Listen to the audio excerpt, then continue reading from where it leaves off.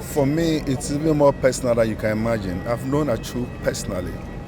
I've known Atsu as a young Dangme boy. And I've also known Atsu when he arrived in London as a young boy to play for Chelsea.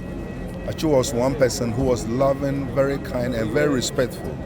And what most people didn't know that Atsu loved the things of God. I had a personal relationship with him, more so because he even came from the Dangme background.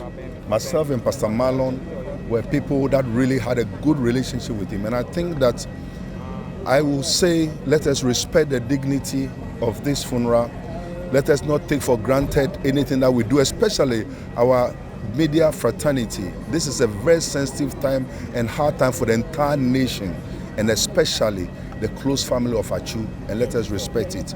Those of us who have even had relationship with the family and him, Atsu himself, I think we should be very mindful in the way we do it. But having said that, we as a people should learn to celebrate people while they are still alive, rather than paying tributes when they are long gone. Today, as we mourn Atsu and Atsu Christian because of the loss, we should also remember that he served Ghana in a very special way. I remember the days when I have to camp with the Black Stars and the sentiment Atsu had. Atsu was somebody who was very selfless and very giving. If we talk about a philanthropy per excellence, Atsu was.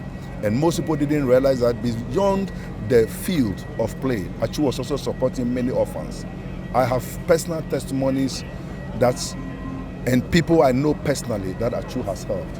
And I pray that his soul rests in peace. But please, let us not forget that Atsu comes from a family, and this is a very difficult time, not just for the nation, but personally for the many people whose life depended on Atsu, and we need to respect that. I pray in the name of Jesus that we will all, when God calls us, will be called in a time, not a painful time like this. And the death that Atsu had died has been a very tragic one. And for the nation to grieve for the past 2 weeks, it has not been an easy feat.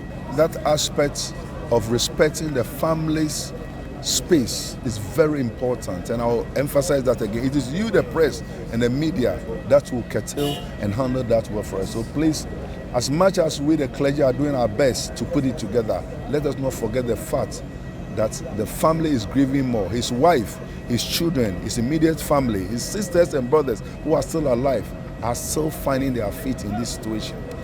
God bless you.